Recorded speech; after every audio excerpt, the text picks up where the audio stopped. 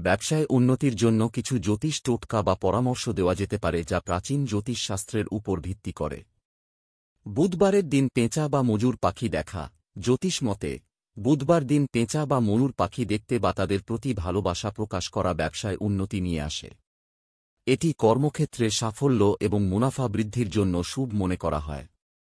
হরি, বিশেষত বিষ্ণু, মন্ত্র উচ্চারণ ব্যবসার উন্নতির জন্য ও নমো নারায়ণায় মন্ত্রটি নিয়মিত পাঠ বা জপ করা উপকারী হতে পারে।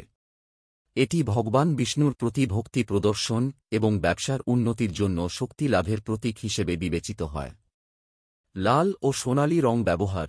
জ্যোতিষ মতে লাল বা সোনালী রং ব্যবসায় উৎসাহ এবং উন্নতির প্রতীক। এই রঙগুলো শারীরিক ও মানসিক শক্তি বাড়ায় এবং বিশেষভাবে ব্যবসায়িক সাফল্য আনতে সহায়ক হতে পারে। কাঁচা হলুদ বা টুকরো দান করা। আপনার ব্যবসা যদি বেশ কিছুদিন স্থবির হয়ে থাকে, তাহলে কাঁচা হলুদ বা তার টুকরো দান করলে অনেক সময় ব্যবসায় গতি আসে।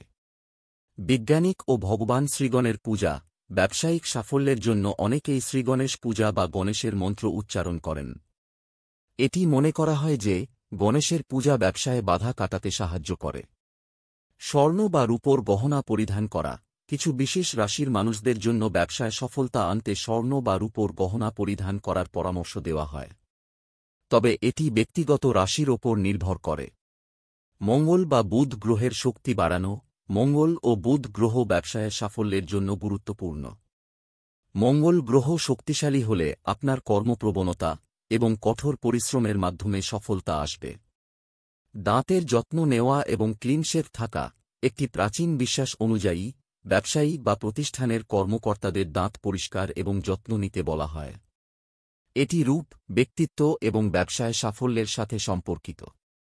এই টোটকাগুলো প্রাচীন জ্যোতিষ শাস্ত্রের ভিত্তিতে দেওয়া হয়েছে, তবে এটি কোনো বিজ্ঞানের প্রমাণিত পদ্ধতি নয়। ব্যবসায়িক সাফল্য আসলে কঠোর পরিশ্রম, পরিকল্পনা এবং মনোযোগের মাধ্যমে অর্জিত হয়।